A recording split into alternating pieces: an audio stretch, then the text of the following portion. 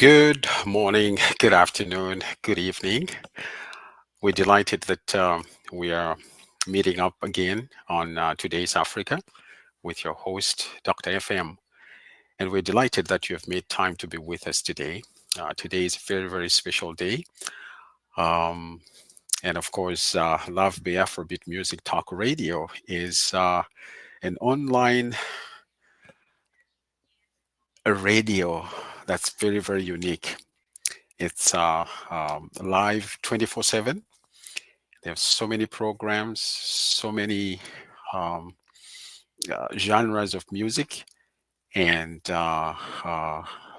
broadcasting to over 100 different countries around the world. And that's why we start by saying good morning, good afternoon, and good evening, because we have people all over the world in this global village.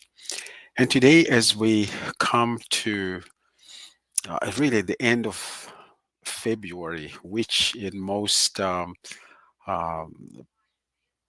the Western world, it has been set aside as Black History Month, where there's a focus on identifying, recognizing, and celebrating the contributions of Africans and people of African descent in the world, and especially in these particular parts of the world, like in Canada, the US, and the UK, and Australia, you know. And so we are delighted that we do have a program that's going to help us to unpack some of the things, to discover the thinking behind some of these, and as well as to focus on how do we establish healthier relationships as we move forward. Someone has said that diversity is a reality, but inclusion is a choice. And oftentimes it's that inclusion aspect that is missing, or that is not intentionally included. And so today we are delighted that we are going to be looking into this. And so again, thank you for making time to join us today and be with us on Love Be Afrobeat Music Talk Radio. And this is your host, Dr. FM. And today we're going to be looking at the topic No More Lies, Blackened History Month. It's a topic that's very, very close to me.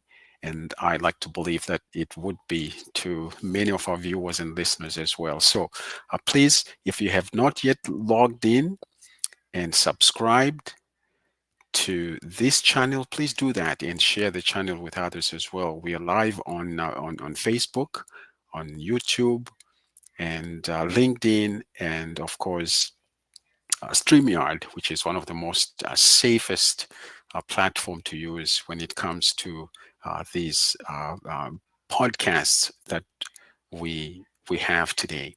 So I am hoping that our guest will be joining us momentarily. But in the meantime, I think it's important for us to understand that, for example, someone like myself, having been born and raised in Africa, in Zimbabwe to be specific, I never thought that I never thought of myself being Black until I started interacting with people of European origin, or people who are Europeans. And that's when I started hearing this colorization, that you are Black, they're white. And then I even remember a little song that would be sung in church, red and yellow, black and white. We are all children of God, we are the children of God. And it's really within such colorization that some of these concepts, as far as Black History Month, come into play. And then the interesting thing is, I have also had an opportunity to be part of the First Nations community in Canada. I worked with them for 3 years, and I discovered that they don't have black as part of their cultural concepts. They have blue. So they referred to me as the blue person. And I thought, this is interesting. So I guess different people have different ways of looking at things. And I think it's important for us to know that we are informed by our culture, but we are also informed by other people. And so, especially when you have had other people who are misinformed about certain people, it just creates unnecessary friction. I mean, Africa as a whole is for Africans. Europe as a whole is for Europeans. Um, we can say that about all the different continents. For example, those in North America, we know that they were the um, indigenous people when the settlers came to North America, both Canada and the US. So that's why we have uh, American indigenous people or American natives. And then we also have the Canadian natives. And of course, they did not necessarily use those um, names as America and Canada. I mean, those were later inventions. But we know for a fact that in the North American culture, the whole North American continent is actually referred to as the Turtle Island. It's a turtle island. And if you look at the map of North America, it is interesting how, even from their own understanding, even though they did not have access to satellites and all that, they just called it Turtle Island. And it's interesting how that label or that description fitted very well with the fact that it actually looks like a turtle. I was fascinated the first time I heard that, and actually had a First Nation person explain how this over here is the head, and this over here are the legs, the front legs, and then the rear legs, and then you know, you just end up with all kinds of concepts. Brother Earl Sorrell has just joined. He says, I love this subject. I like your perception of color, Dr. FM. It is important to deal with that directive in our personal lives. We need to stop lying to ourselves. Absolutely right. You got that, Brother Sorrell. It's good to have you on the team, man. I know that you are one of those faithful listeners and viewers, and part of our conversations here. And we should have you back. We should have you back so that we can build up on some of these. Our brother Earl has he has a real heart for the kinds of things that we are talking about and promoting, and what Love Bay Afrobeat Music Talk Radio really stands for. So it's good to hear from you, my brother. And of course, our listeners, feel free to drop in lines. And if you have questions, drop them in so that we can have conversations around that. So I'm hoping that our brother should be joining us momentarily. And I know that our engineers um, and technicians are working hard to make sure that our brother gets logged in. And so we're talking about No More Lies, Blackened History Month. And just that thought itself, I remember someone actually in Canada. I am aware that a lady by the name, she's actually Honorable Jean Augustine. She is she was a minister, a government minister, and she was instrumental in making sure that the Black History Month was actually recognized in Canada. Um, And so I remember at some point having a conversation, and she said that was just the start. Really, celebrating each other should be an ongoing practice. It should be an ongoing reality, and not just something we do during the month of February, and then after that we don't say anything, we don't do anything about it. So um, it's important for us to have these dialogues. And again, uh, thank you for joining us right here on Today's Africa with your host, Dr. FM. We are talking about no more lies, no more lies, Blackened History Month. And there are a number of things that we are going to be looking into today. And I'm just so delighted that you have joined us, and looking forward to our brother joining us.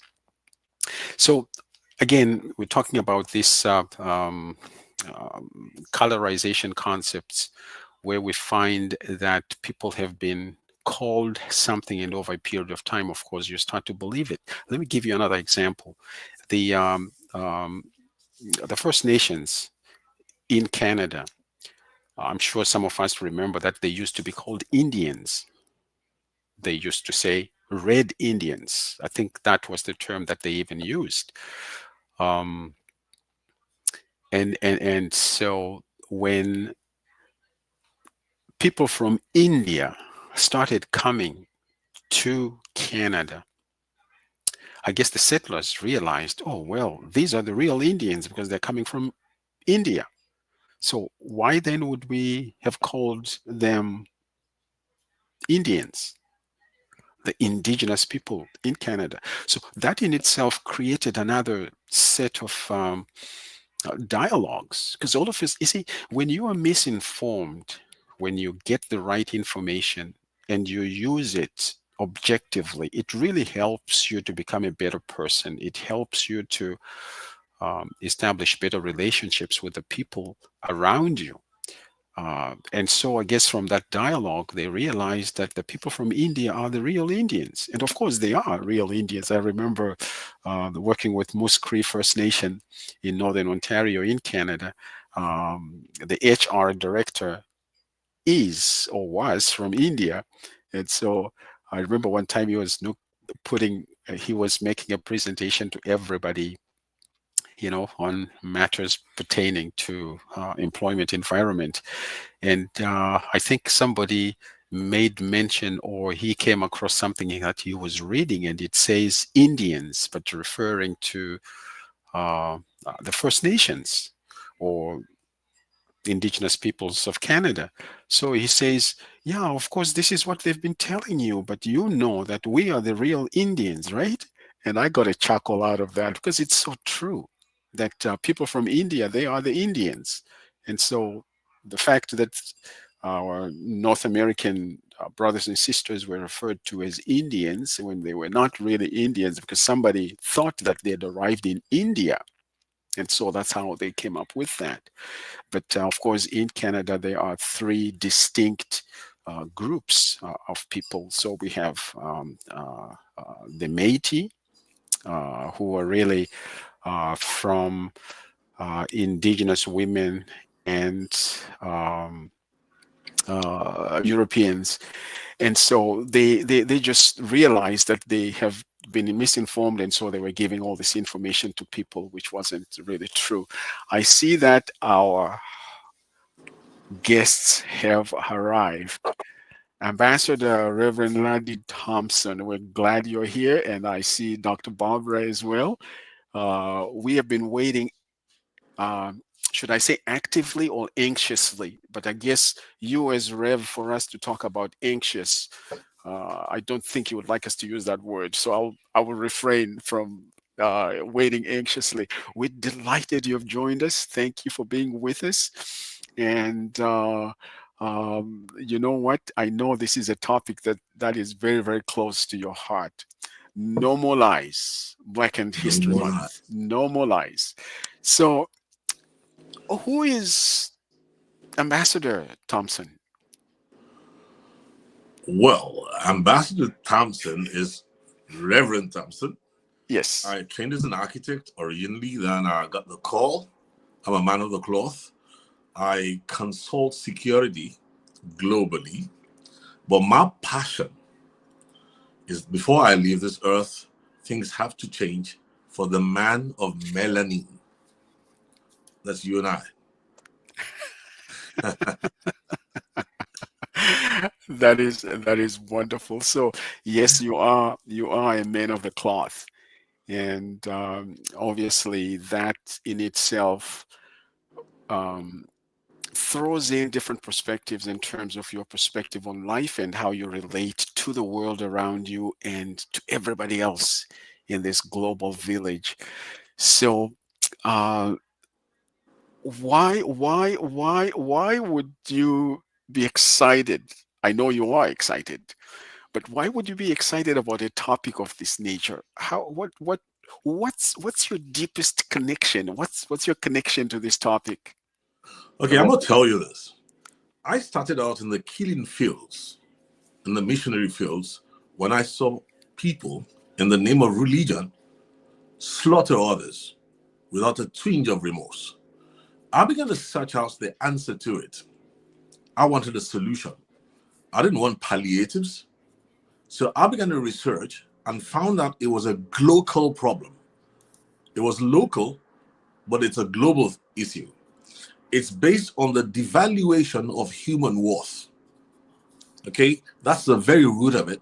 And I was shocked to discover that how many hundred years of history, when our people have suffered, this same root is responsible for the transatlantic slave trade. And a lot of the challenges that our people are facing all over the world today, whether it doesn't matter whether you're Afro-Caribbean, doesn't matter whether you're African American, an Afro-Arab, Afro-Canadian, or the African in Africa, our collective is facing a challenge today that is terrible. So we discovered the root of it. I want to tell you, and we're determined no more lies. Our people need to walk free. There's a seat of dignity at the table of equals on the global stage. And we, the man of Menelin, we must take our seat. Trust me. Mm. And this is the pathway. I I'm chuckling because I love that phrase. Trust me. Trust me, man. Trust me.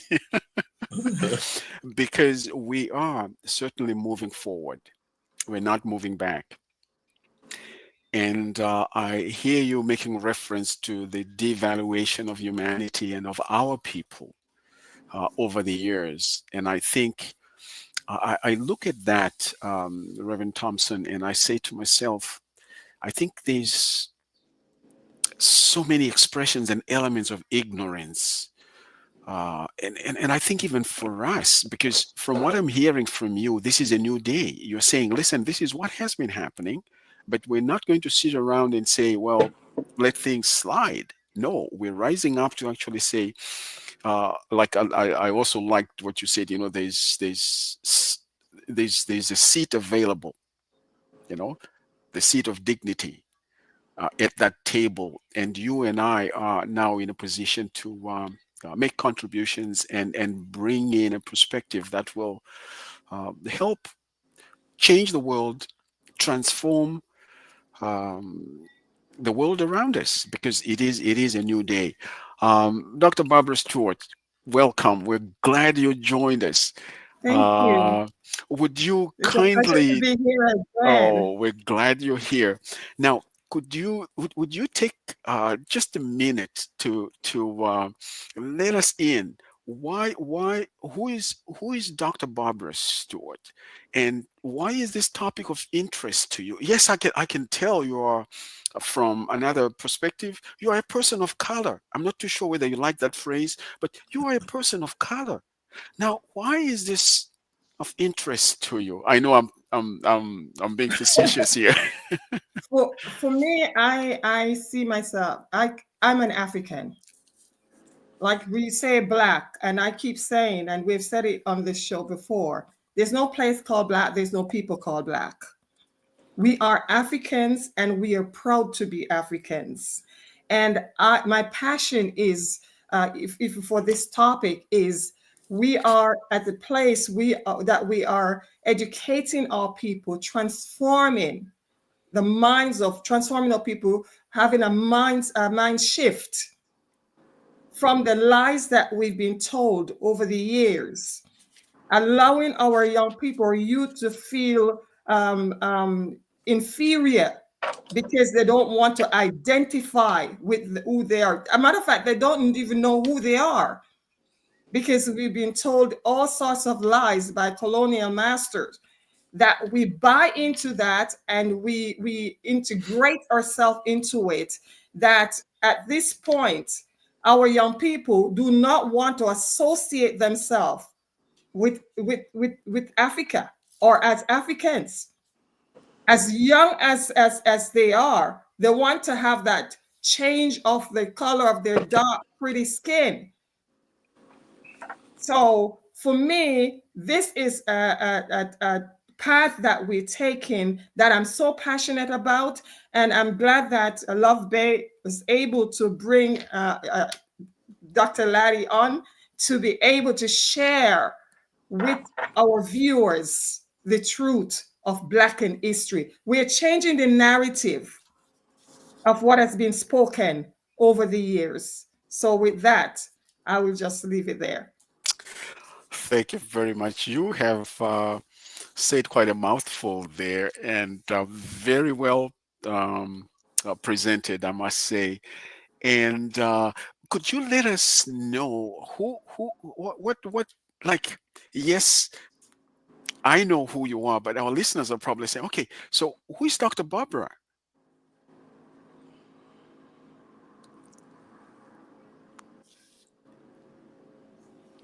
I Sorry, think I you're didn't hear muted. that. I didn't hear Okay, you. all right. I was just saying, I have had the privilege of looking up some things, and I'm just wondering, some of our listeners might be saying, so, wow, Dr. Barbara has said quite a mouthful, but who is she? Okay. So first of all, I wear many hats. But on this at this moment, I am a representative of the African Union Sixth Region. I am the Vice Chair, Deputy Secretary General for the African Union Sixth Region Global, and also Head of Governance, Governmental Affairs, and Health. I'm also a Peace Ambassador to the United Nations, and I'm a psychotherapist. I'm a Thank you. voice to the voiceless, and I am an ambassador for Africa and the people of Africa. Thank you very much for letting us know who you are. And that's just scratching the surface because there's a whole lot of other uh, avenues we could get into to try to bring out a little more of who you are, because you bring in so much to the table. And it's really wonderful and humbling to have people like yourself to be part of the change that's happening around the world. I liked the use of the word writing a new narrative, because we really are. And of course, um, Reverend Thompson here, he is he's a practitioner.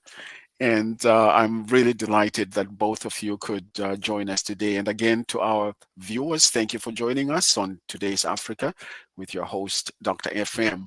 We are live on uh, Love Bay Afrobeat Music Talk Radio. And we're delighted that our brother Theo and all the engineers and the IT are making sure that we are being heard. And of course, we are active and broadcasting in over 100 different countries around the world. So that's why we begin by saying good morning, good afternoon, and good evening, wherever you might be. So we are really, really delighted that you're here with us. No more lies, Blackened History Month. You know, this is a loaded topic, Reverend Thompson. It's loaded. Today, I really want us to go deeper, and I really mean that. Let me tell you why. Oftentimes in these podcasts, we try to lay the foundation in terms of who the person is, and which is very important. It's important for our viewers and listeners to understand that. But I want us to jump into this. What two things. What is frustrating you about this topic, and what is exciting you about this topic? I know I'll be back and jump into a little more, but right now, as you think about this topic, no more lies, no more lies. What is frustrating you, and what is encouraging you? What's getting your engine all fired up, and what is eating your lunch? Good. Thank you very much. Now, let's go back to something that Marcus Garvey said. Marcus Garvey said, look, it's obvious that it's intelligence that rules the world, and ignorance carries the burden. And Marcus Garvey encouraged us to distance ourselves, to remove ourselves as far as possible from ignorance and seek as much as possible to be intelligent.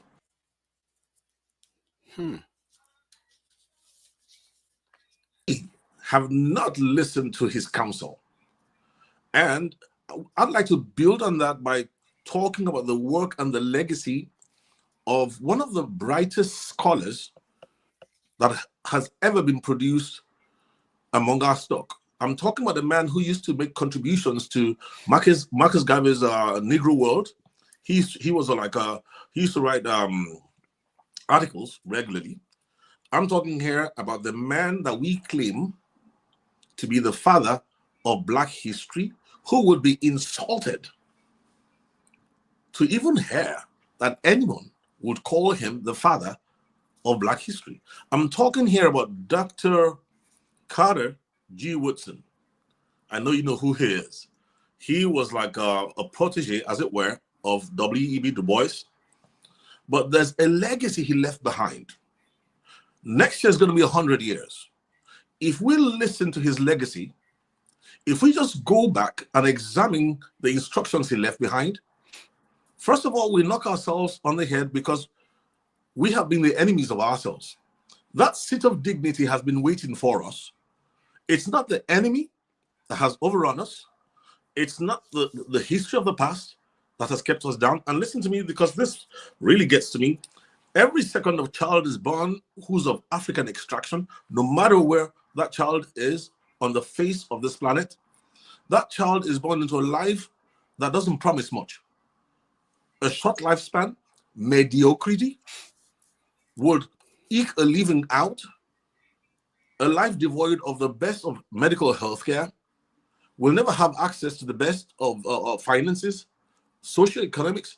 He's kept away from the best things of life just because of his melanin content. And the solution has been available for yonks. But we took a detour away from the solution. And even this year, we have practiced the same folly, but we are determined. Dr. Barbara, we work with Dr. Kalu, who is the Secretary General of the African Union of Sixth Region. And we are determined that next year, this folly has to stop this year. And if we have to bend, cock our ears to listen into the wild wind, to hear the voice of Marcus Garvey telling us to listen to Woodson, we will. But trust me, once we pay attention to this, it's a game changer. What we're about to talk to you about today is earth-shaking. So you'd better prepare yourself for it, because I want to tell you something, none but ourselves can free our minds. None but ourselves can free ourselves. Oh man, I love that. I love that. Oh, you are saying some things that should I say, making me angry in a good way, because you are touching on something that is so profound. By the way, our brother Earl says, as Reverend Thompson said, that this has been a global issue.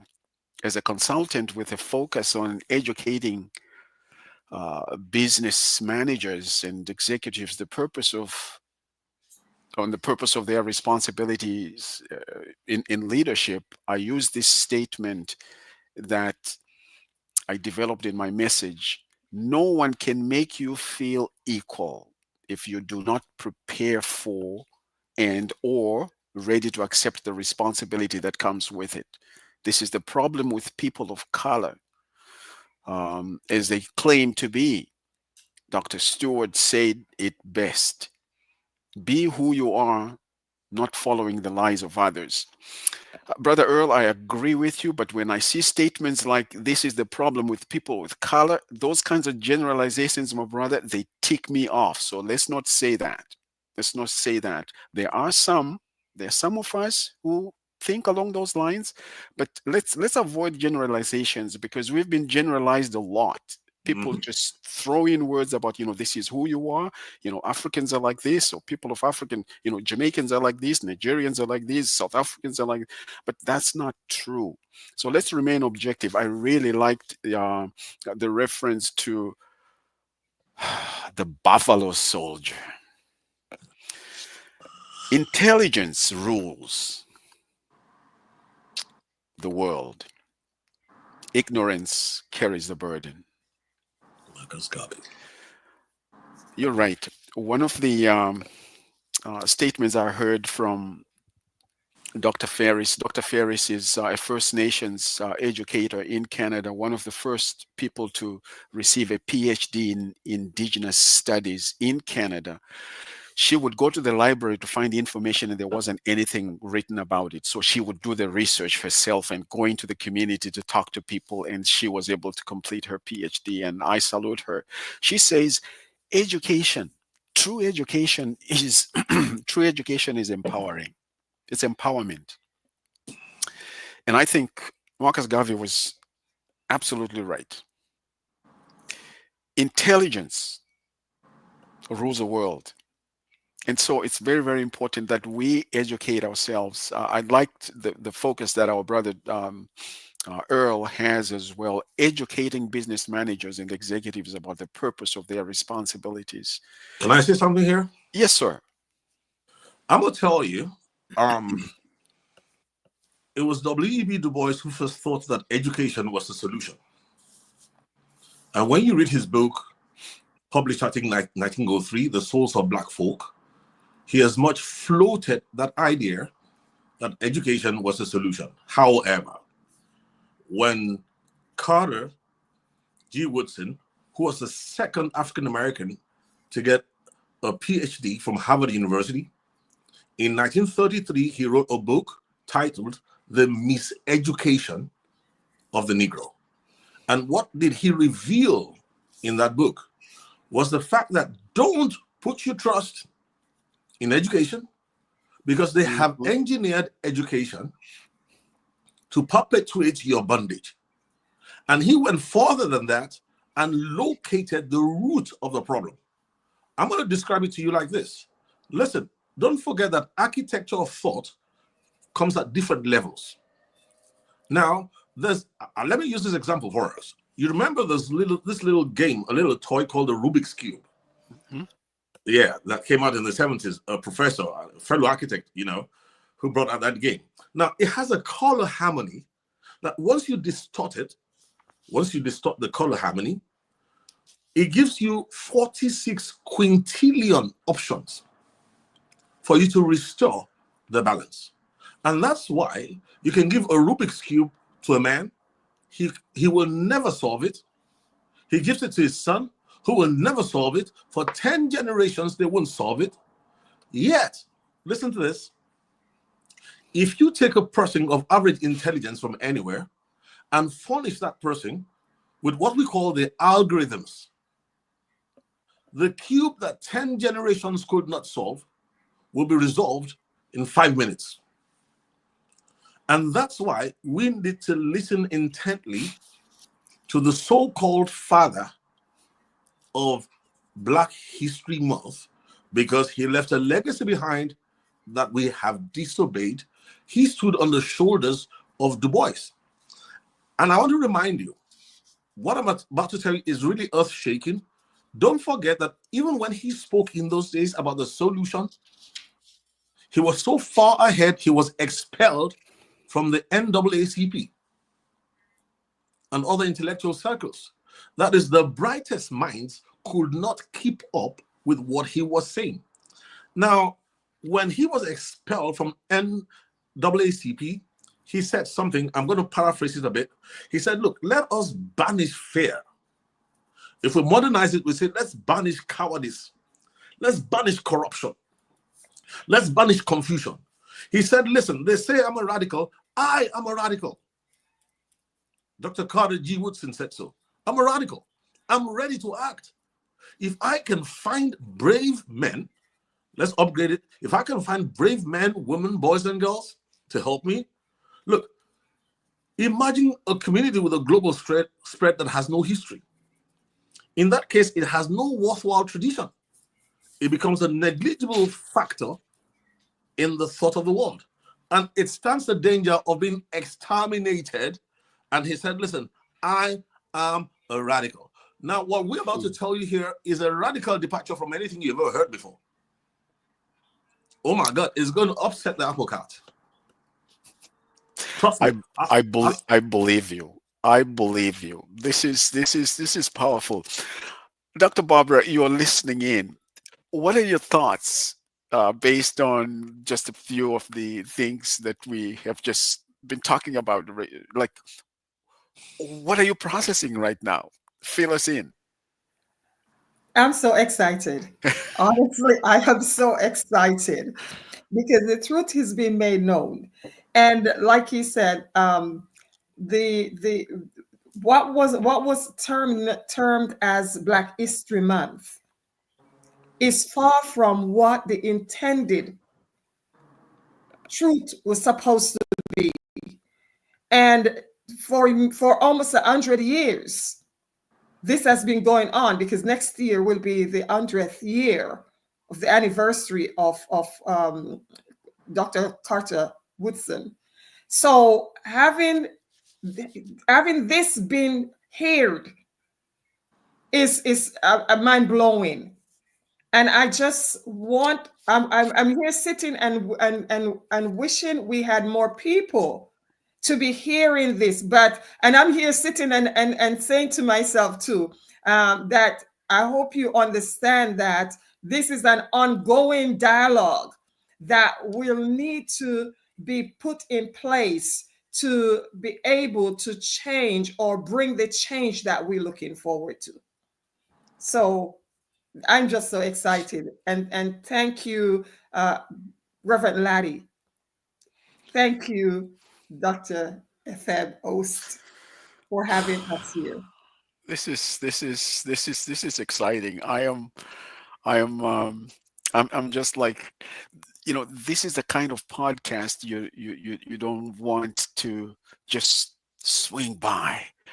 But I mean, there's so many avenues. There's so many other areas that we need to dwell on and talk about. I like the fact that we're dealing with people who understood who they were, and I think that is a very, very important place to be.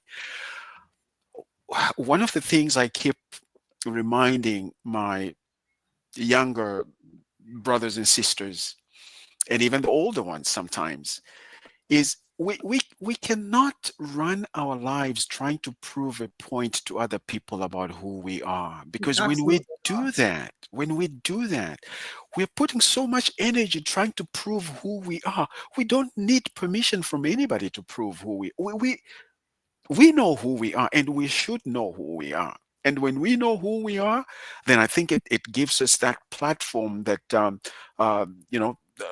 Reverend Ladi Thompson is referring to, the one that puts us at the table to make contributions and write this new narrative to change what is going on.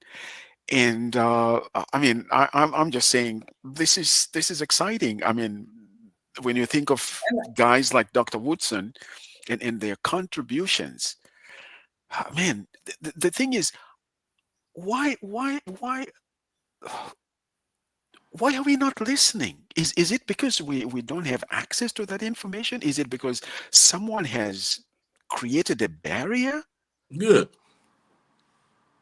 And just like Dr. Earl How said, come we're not hearing him? yes, and that's just like Dr. Earl said, it was never Black History Month. It was Negro history. And Hmm. Dr.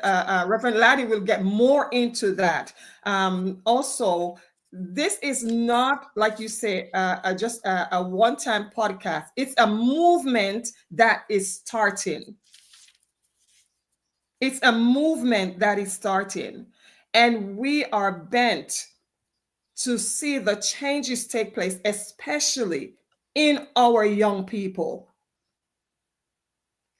It's a global issue, and it will be a global change. The narrative has to be for the four corners of the earth for us. And like you said, as long as we know who we have a true identity. We do not need anybody to validate that. Yeah, man.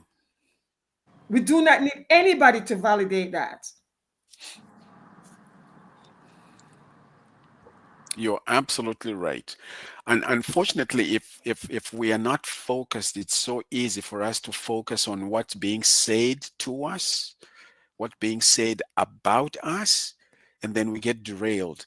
I agree with the comment, and you made reference to it, Dr. Barbara. Our brother Earl says it was never about Black History Month. This was about Negro history. It was very specified because we were dealing with people who had been displaced, not by choice. They were forced. So, having done that, it was about, okay, now they're finding themselves. I think it's about a week or so ago, we were talking about the contributions of Africans and people of African uh, um, descent into inventions around the world, and we are amazed at their contributions. It's not because they didn't know. Unfortunately, it's other people who discovered what we were doing or what they were doing, but it was already there. And many of them were suppressed for many, many years. Things that they had ideas about, people stole those ideas, just like they stole the land, stole ideas, stole our children, you know, stole our people, stole our youth, stole our minds, stole our resources. I mean, we could go on and on. But the thing is, it's a new world. We want to dialogue with the people who stole. We want to dialogue among ourselves. How do we create a better future? How do we create um, healthier relationships? Let's face it. I'm looking at the three of us, and I know brother Theo is on the other side too. We are not young. We are not that young, and we're still young, but not young then anymore. We have to think about the next generations. So this is a very, very important topic because we're preparing our young people, like you said, to understand who they are so that they can function in this global village based on who they are and not what other people are dictating or have dictated. That's why no more lies. This is a powerful, powerful dialogue, really. And those of you who just joined us, we're glad you're with us today on Love Bay Afrobeat Music Talk Radio. This is your host, Dr. FM, and I'm looking at the time. I'm like, oh my goodness, we haven't even gone deeper, but we will, and we are doing that. And so, thank you for joining us, Ambassador Reverend Ladi Thompson. Take us a little bit beyond what you just shared with us. Okay, good. Now, trust me, Dr. FM, in his book, The Miseducation of the Negro. By the way, when you mentioned that book, I just said I need to get a copy of that. Well, Woodson said something. He said, if you control a man's thinking, you don't need to worry about his actions. Oh, wow. He went on to say, when you determine what a man shall think, you don't have to concern yourself about what he'll do. If you make a man feel that he's inferior, you don't have to compel him to accept the inferior status. He will locate himself there. He will look for it. He will seek it himself. If you make a man think that he's justly an outcast, you don't have to order him to the back door. He'll go look for one. If there's no back door, he will create one for himself. So what am I saying here? Dr. Carter G. Woodson discovered something profound. And I'm going to jump straight into the deep of this, into the meat of this. In 1926, when he started Negro History Week on the 7th of February, listen to the instructions he left behind. And then you judge for yourself whether we have understood what he saw. He detected, and I'm going to tell you the truth, he detected something that a lot of people are still struggling with today.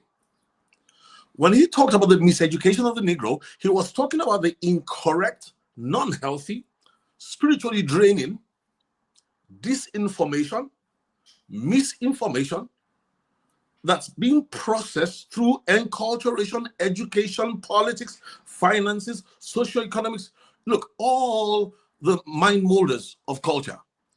And he realized what it was, but in his day, he dared not say that he recognized that we're dealing with a program. That the truth is this. W.E.B. Du Bois had already said something. He had mentioned that many people believe that in between man and beast, there's a third thing, the tertium quid, 1903. He had located this. There's a third thing that's neither man nor beast, but is related to both man and beast, and that the creator called that the Negro. Now, when W.E.B. Du Bois made that observation, it was Woodson who deepened it to locate the fact that there was an audacious program, the veil that Du Bois spoke about, that had been, applied to all men all over the world of men of melanin. And I'm going to tell you, this is why he left an instruction behind on how to celebrate Negro History Week. He said this, and listen to this carefully. He said, this is the meaning of Negro History Week. It's not so much a Negro History Week, it's a History Week. Now, follow me. He said, we should emphasize not Negro history, but the Negro in history. He says, what we need is not a history of selected races or nations, but the history of the world. A history of the world that's void of national bias, 1, 2, race hate, and 3, religious prejudice. Now, he said there should be no indulgence. Listen to this statement, because this is the worst of all. This is why we contravened his instructions, not understanding his solution. He says there should be no indulgence in undue eulogy of the Negro. The case of the Negro is well taken care of when it is shown how he has influenced the development of civilization. Now, why did he say this? The things we are saying today are the things that W.E.B. Du Bois thought would work. But he stood on the shoulders of Du Bois to let Du Bois know that, look, it's not education, there's a program. You can't cure a program with a slogan. He stood there and said, listen, if we go about eulogizing the Negro, we're not going to get nowhere. You know what? This is a program. He knew, and I'm going to drop a bombshell now. He knew, and W. Du Bois also mentioned it. Do you know that the black-white color bar describing humanity did not exist until 1676? That it was concocted in Virginia on the instructions of King George of England after the Beacon Hill Rebellion? Do you realize that W.E.B. Du Bois did say that the idea of whiteness is a ridiculous concept that ancient civilizations would have laughed to scorn? Neither the Bible nor any ancient scripts contain any description of black and white, that contrast. As a matter of fact, we are putting up a bounty shortly. If you want to win $1 million, listen to us. For those in North America, especially those in America, we're putting up $1 million. If anybody can bring a white man to the White House, we'll give the president, the POTUS, $1 million to give to that person. If anybody, take note, can bring, listen, the global lie, the grand lie, Adolf Hitler spoke about it. Adolf Hitler learned it from the engineers of the program that has brought shame to the life of the African. He called it global loser. He said, if you tell a lie big enough and repeat it consistently, it will take on the form of truth. Now, it's more than that. It's a program. Programming contains the knowledge of classical conditioning. Programming contains what they call TMI, transmarginal inhibition. These people were masters. They had broken cattle. Look, in short, it's a branding exercise. So they know how to reduce a people, and the program works for generations up to 600 years. Once you introduce it, it self-replicates. Look, Woodson realized that. And because of that, he drew up a solution template and hid it in what we call Negro History Week. Now, the question is this: why do you think Woodson did not call it Black History Week? Why do you think he specified Negro History Week? And before he died, he made a statement that the celebration of Negro History Week will not go on forever. Why? If we actually deploy his template, we will find out that there's no need anymore to celebrate neither black nor white history, because they are both huge lies. There's no white man, there's no black man. And so why would we celebrate a lie? And how do we think we can pull down a lie by repeating a lie and fighting for a lie? Now, this is why he was tossed out of the NAACP. Do you know why we celebrate in February, the month of February? Look, Woodson was born in December. But he didn't put the celebration in December. You know why he put it in February? He put it in February because it was the birth month of Abraham Lincoln, who knew his own birth date. That's Abraham Lincoln. And Frederick Douglass, who did not know his own birth date. Take it from me. But they were both born in February. So he put that template out there that when the time comes, in his day, if he had spoken about this, his own people will have killed him even before the writers of the program will get to him. Trust me. What he was saying is this: when we come to the place of understanding, we will produce and furnish the world with a record of history that is not African, it's not American, it's not British, it's not Asian, it's not Indian, but it's an accurate record of history, because the Negro has been the fly on the wall. And he was asking us to make a huge sacrifice. He knew what his people had been through. He knew the troubles. He knew the problems. Look, do you know how brilliant this fellow was? Go read that book. The people who will oppose what we're saying right now, he predicted them. He predicted the people who are going to oppose it the most. And he dared not breathe this in his own day. They expelled him from NAACP. Now, it's almost 100 years. We must not celebrate a lie next year.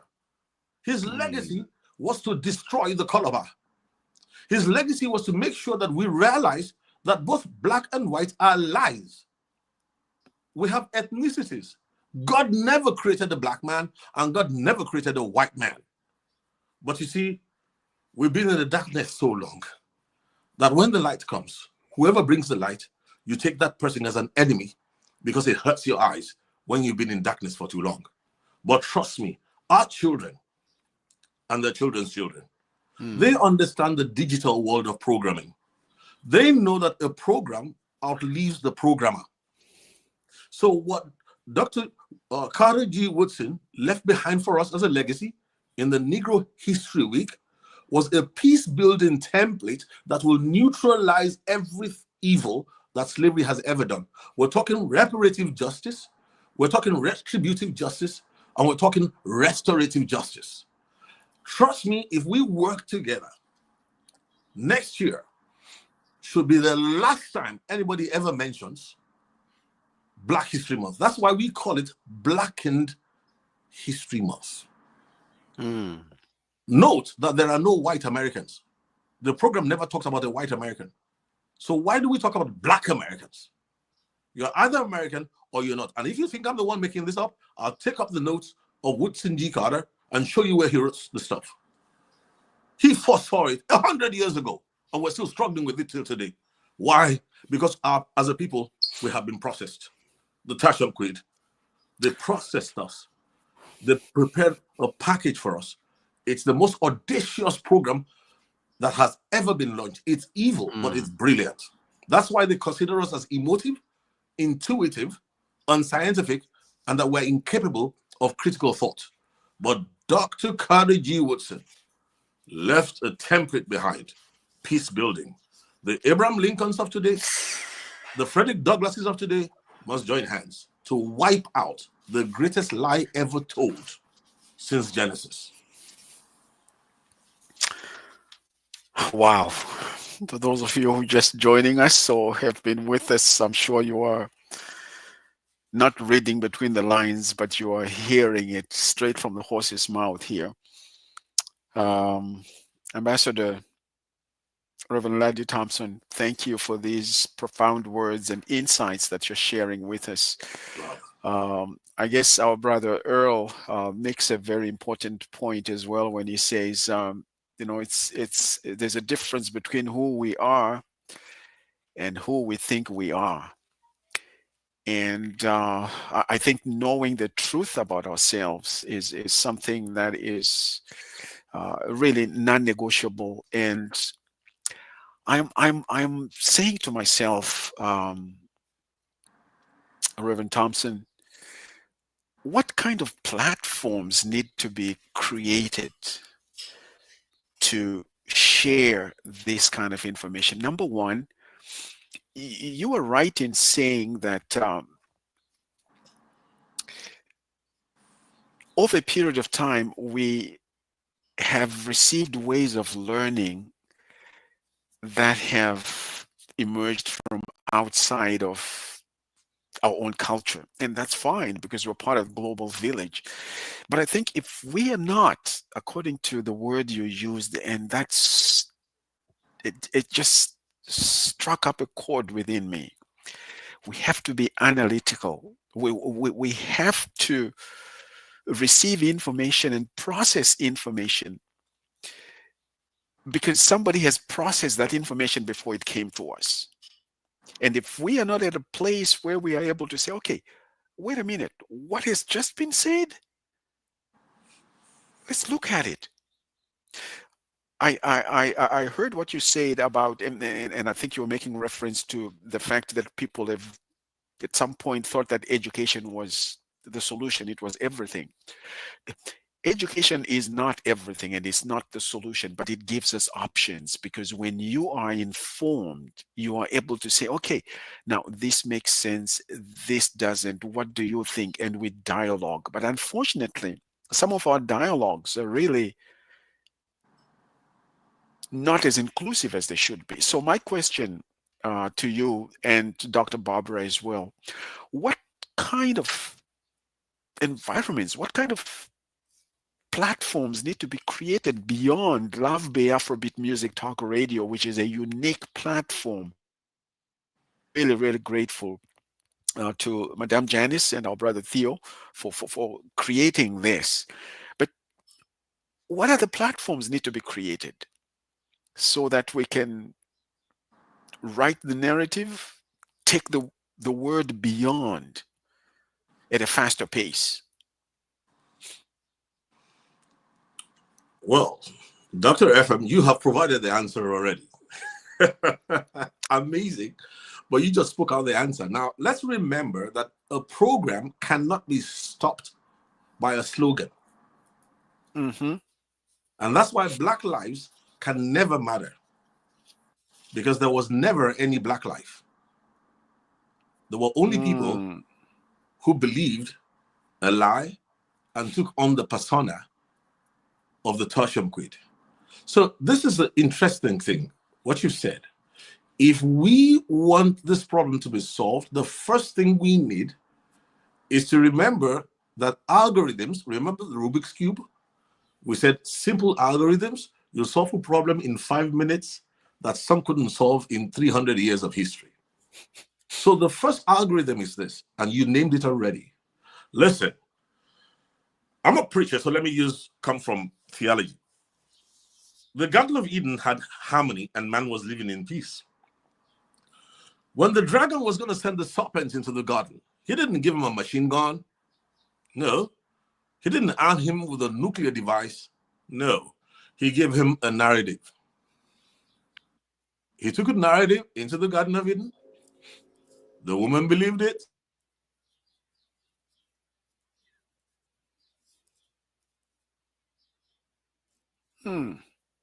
Dr. Barbara, you're still there. I know that our brother is kind of going in and out. What are your thoughts?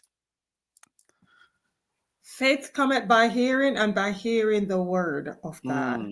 The more we repeat, the more we speak, is the more the minds of the people will receive it, the hearts of the people will receive it.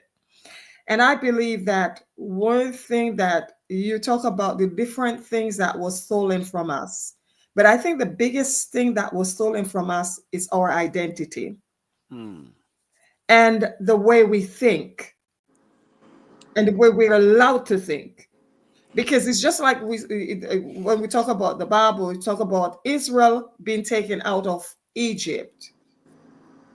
But the people were still enslaved. We talk about emancipation. Emancipation, we're not in shackles physically, but mentally we're enslaved.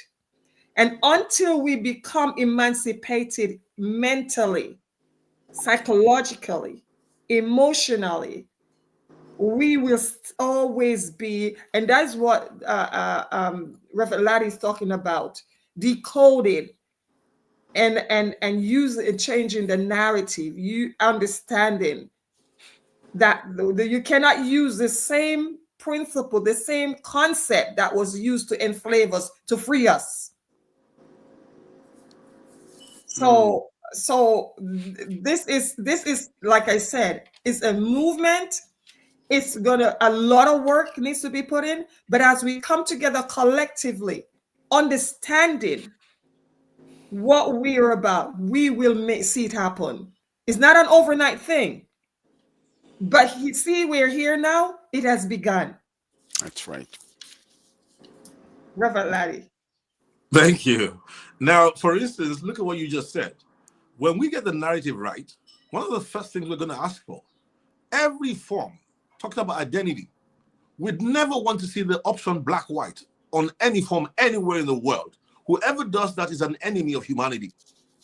Whoever does that needs to be taken to The Hague to face a charge.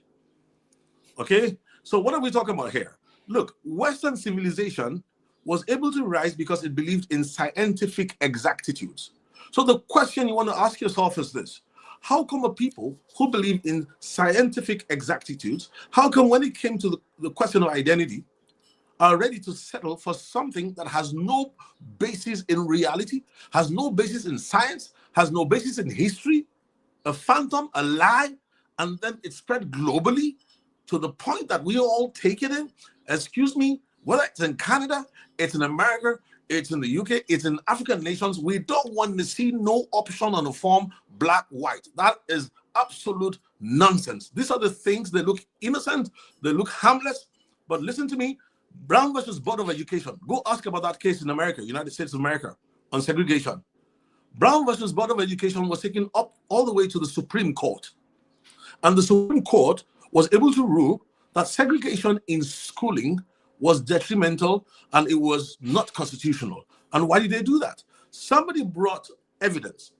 Professor Mimi and Johnson Clark, the black doll, white doll test. I'm sure you've heard about that. Identical dolls, black and white. They brought children. Which doll looks ugly? Practically all of them pointed to the black doll. Which one looks pretty? Which one looks honest? Which one looks like a thief? Which one looks like you? And you see the guys go, point their hands almost to the so-called white door and move and look away and point to the black. It was pathetic. Now, what am I trying to tell you? The engineers who crafted this thing, they know that children start learning from the 3rd trimester of pregnancy in a subconscious mode up till age 7. Children don't question, they just absorb. It's called subconscious learning. Now, anything you program into a child in that phase will be there forever unless you write an override program to erase it. So they knew that, and that's why most of the programming that makes us feel inferior, that turns us to be emotive and all that, is packaged into most of us all over the nations of the world. Listen, this thing is so sophisticated that it's invisible to the untrained eye. And that's why you find out that once the product comes out, we can't self-govern ourselves. Everywhere our people are, you can see that we underperform. Let's take a look at the African continent. 1.4 billion people, right? How do you explain 55 nations, 10 dependent territories, who can only supply 3% overall, 3% of global trade? Our contribution collective to the global GDP is less than 2.5% over the past few decades. Please, does that show the ingenuity? Does that show the creativity? Does that show the diligence that qualifies you to be called a man? So why don't we call a spade amongst ourselves? And look at the engineers who did this to us and tell them, man, the days are gone. Look, we're not reinventing the wheel. Carter G. Woodson, second African American to attend Harvard University to get a PhD, already solved it. Why can't we just apply what he said? And we know the truth does what? The truth will always make you free. That's right. You got that one right, and you can never be successful in suppressing truth. I mean, you're talking about Dr. Woodson, right? And I'm saying to myself, here is someone who ends up at Harvard. The same places that were built by our brothers and sisters, but they would not be allowed to attend those schools. They would have a hard time getting into those institutions of higher learning, and yet they were using our own people to build those. But he found a way. We can never suppress the truth, and now he ends up creating and I mean, this book, the Miseducation of the Negro, it's the kind of book that I mean, I wasn't even aware that this was there, so I'm excited, and I'm going to get a copy of this myself. We're talking about narratives. We're talking about writing a new narrative. And I liked what our brother Earl also said. He says, Reverend Thompson, you're absolutely right regarding slogans. Black Lives Matter. The words are spirits. That is how the message are given and receiving. But there has to be something more, because life and reality is not tied up in slogans. We're talking about a movement here, and this is something that is exciting,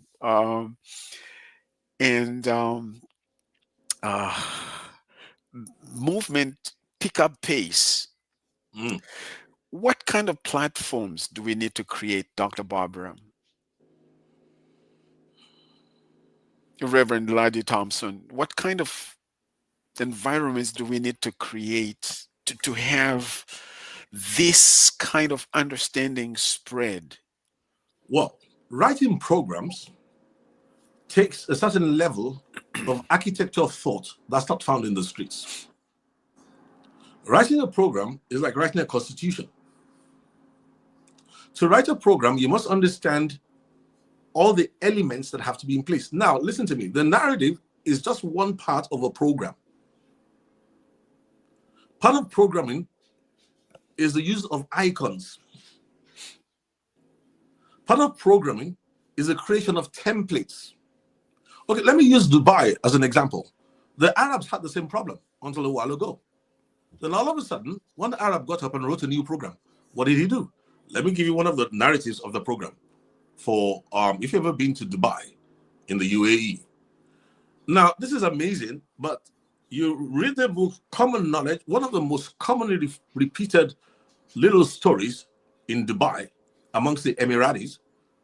They say that in Africa, a lion wakes up in the morning knowing it has to outrun the fastest gazelle or go hungry. And that the gazelle wakes up in the morning knowing it has to run faster than the lion or end up being eaten. And then they say that's how life is.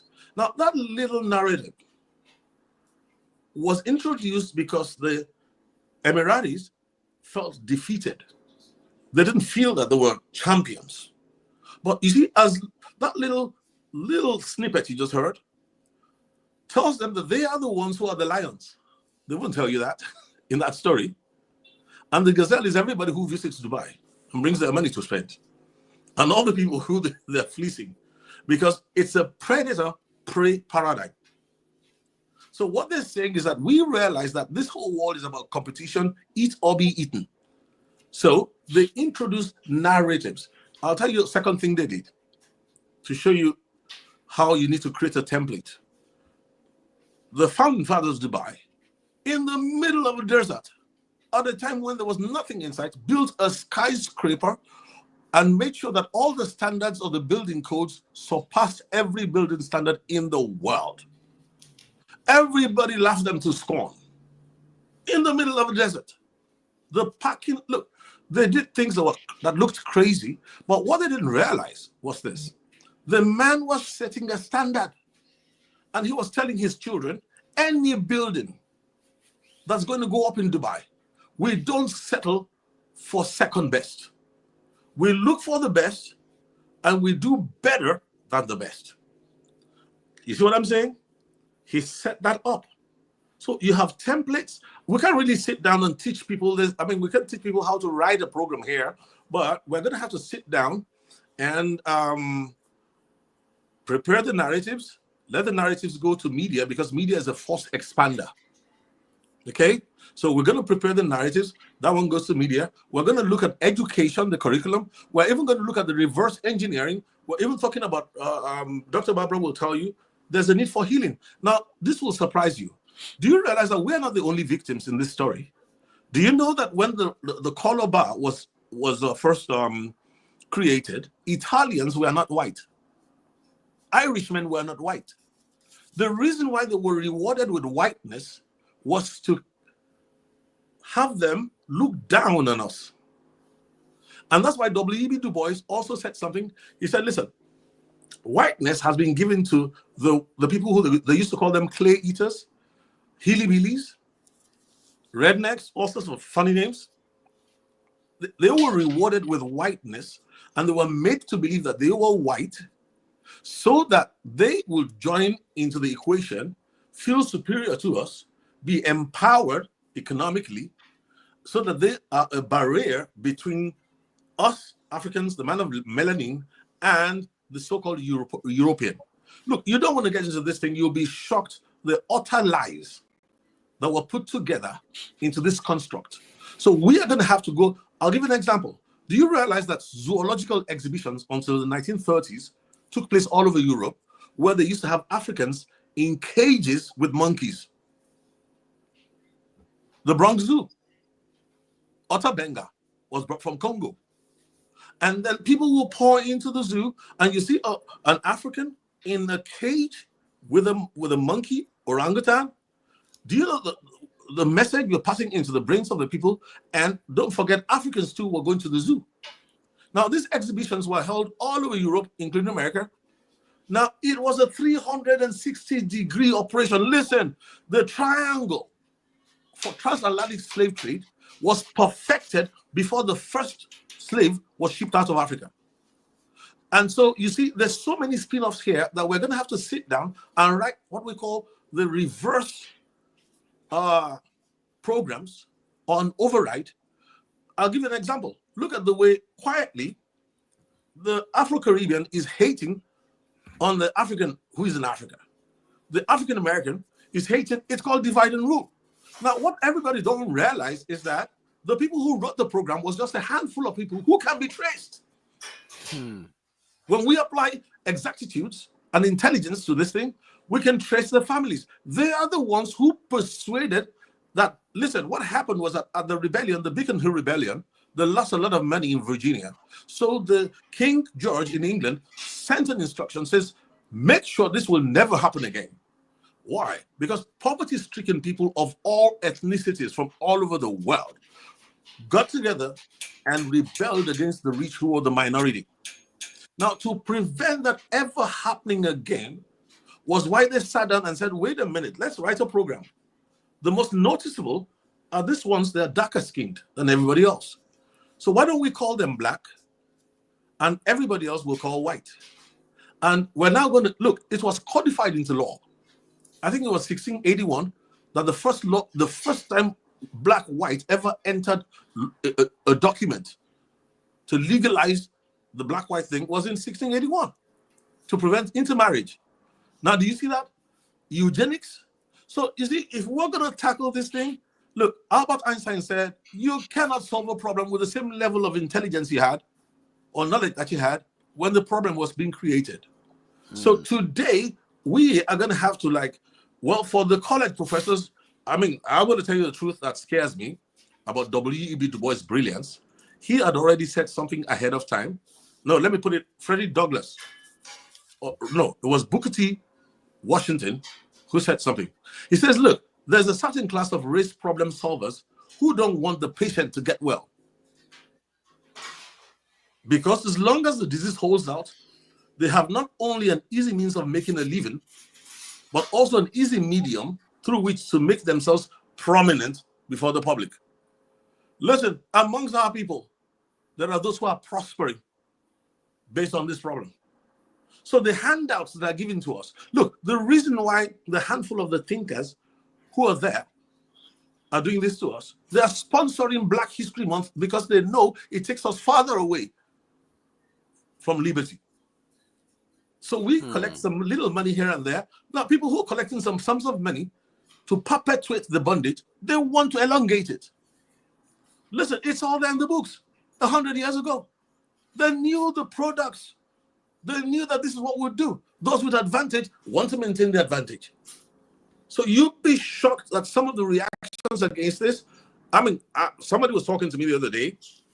I'll mention whether it was Afro-Arab, Afro-Asiatic, Afro-Canadian. It was Afro one thing or the other. And he went on, no, black, no, I'm black. And I said to him, can I look at you? Can you come on camera? We want to see whether you are, you really are black. You know what black means, right? He said, no, we can't do that. Light-skinned fellow, the mulatto. Light-skinned fellow.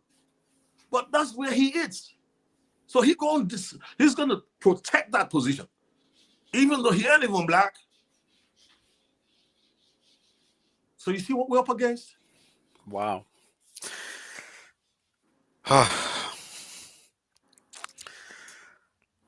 My brother, my sister, this is powerful, and we have to have a part B and C and D and E and F and Yes, yes, definitely. we have to revisit this, and Definitely.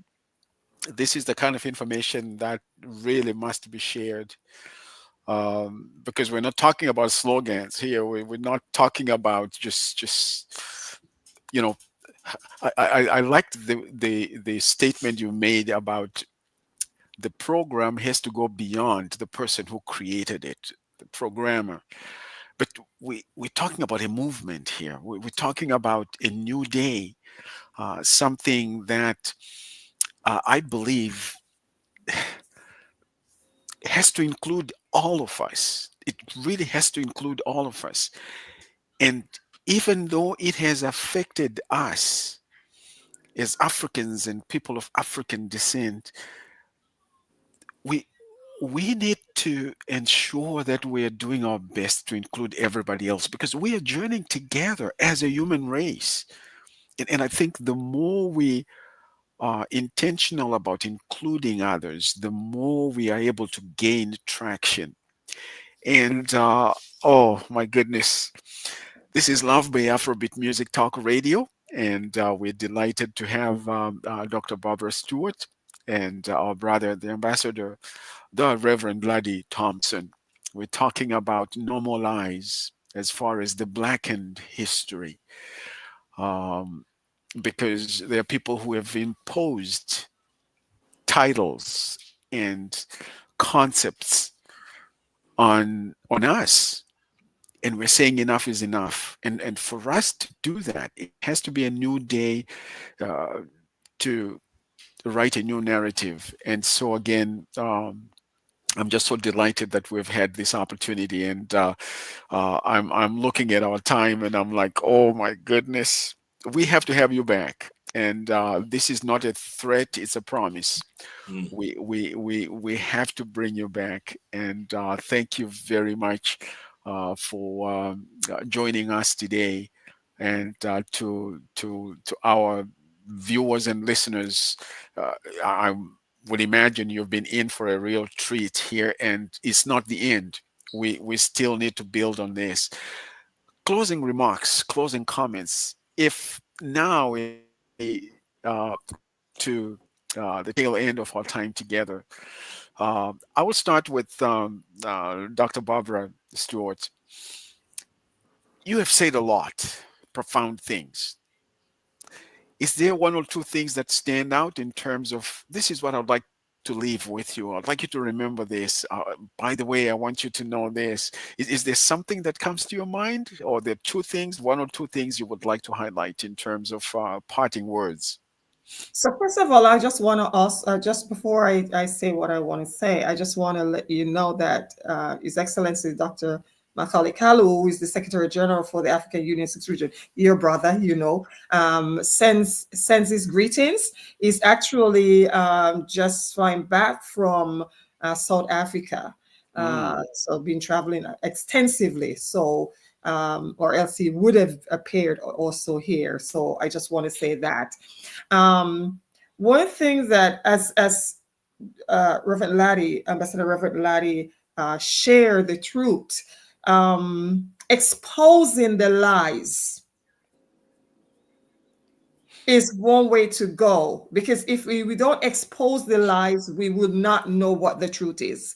And as that is being done, we have to be mindful or cognizant also that, because when I hear some of the deep history, even what he was talking about, the Africans being placed in the cage with monkeys, these things are things that will really cause you to be bitter, resentful, hateful to others. However, we have to be mindful, and we have to be try to help those who are trying to educate. It's not a time to be hateful. It's another time to be resentful, but it's a time to understand that we're here to bring healing through the truth. To say when the truth, when we get when the truth will set us free. And something that our brother Sorrel said about word. Word is spirit and is life. The words that we have always been speaking over ourselves based on what we're told, we need to change that. We need to start speaking positive. We need to start speaking as we hear the truth, speak the truth. mm. Continue to narrate the truth. So with that, I'll say the words we speak is important. And it's not a time to be angry, bitter, and resentful, but it's a time to bring healing through love and through the message that we're sending. Thank you. Mm. Thank you very much, Dr. Barbara, for those profound parting words. You are absolutely right. Ambassador Reverend Ladi Thompson, parting words. I know this is a real treat, and thank you for being with us today. What are some of those parting words, thoughts that you would like to leave with us today before we bring you back? Both of you, we have to bring you back. Well, thank you very much, Dr. FM. I'd just like to say something. that what we're doing here today is the triumph of love. It's only love that can win. Let's remember that unmerited suffering is often redemptive. And that's the reason why we are doing these things, because we are powered by love. And love will always bring the light. And when the light comes, darkness knows that its days are numbered. Yes. So let's just remember that the foundation of love is the foundation on which we are building. And like she said, Dr. Barbara said, this is not a fire brigade issue. We need to be intentional. We need to be purposive, and we need to stick to it, stay the course, so that our children's children will take that seat of dignity at the table of equals on the global stage. And at that time, this history of our human enslavement will be a distant memory. Those are powerful, somber words, sir. Thank you very much for sharing that. Our brother Sorel has said that, create a problem and have a plan to never solve, to reach a goal, to profit, and that problem will exist until knowledge and reason demand correctness. Reverend Thompson, thank you, sir. Madame, Her Excellence, Dr. Barbara Stewart, thank you so much for being with us today. It's a pleasure. This has been a real treat, and thank you very much for being with us. I don't think there are any words we can use to express our appreciation and gratitude for making time to be with us today. We really appreciate that. And to our viewers and our listeners, we trust that you have been challenged beyond yourself and beyond what you know. I know there's some of us who've been educated beyond our level of ignorance, and we need to change. And there's so much to learn in life. There's so many things that we need to embrace in order to embrace new opportunities, a new day, to write a new narrative that will not just impact our lives now, but as Ambassador Reverend Ladi Thompson said, the future of our children as well. So again, thank you. Thank you very much for being with us today. Our viewers, we appreciate the support. Please, if you have not yet subscribed, do that. We are live on 24/7 on Afrobeat, Love Bay Afrobeat Music Talk Radio. There's so many genres of music. And of course, we also want you to know that coming up at 1 p.m. is the Caribbean Flavor with Mr. Marcus and Madame Jen to Blue. It's a program you don't want to miss as well. So again, thank you for being with us. Let's stay on the course. Let's stay on the course. Let's make sure that we become not just what we want to see happen, but what we want to be, so that we are part of that. I see that Madame Dr. Stewart wanted to say something here. Yes, go ahead, Dr. Barbara. First of all, I want to say thanks to you, thanks to Janice and to Brother Tio for having us. And also, I just want to say for those who want to know more about the African Union, 6th Region Global, and ECOSAR, because this presentation is brought under the flagship of the African Union, 6th Region Global. They can go to our website, www.au6rg.org, or ECOSAR,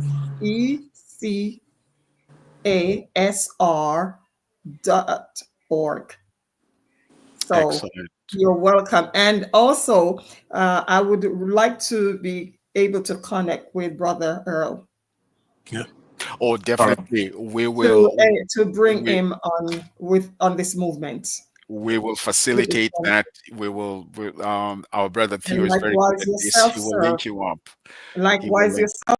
So we need to speak. Oh, it's teamwork. Thank you very much again for being with us Yes. today. And we look forward to having the next and the next and the next podcast with you. There's so much we did not even cover. This is a loaded topic, but thank you for doing justice to it. And we've all been informed, and we want to be different because of what we just heard. We want to use this information to inform us, to transform us, so that we can be the kind of people that we should be in this world, not to live our lives in reaction or in response to other people, but based on who we are and what we understand ourselves to be, because there is room at the table of equals. And we want to be able to be right there as well. So, again, thank you for being with us, our viewers. We appreciate your participation today. We look forward to seeing you again next week. Adios.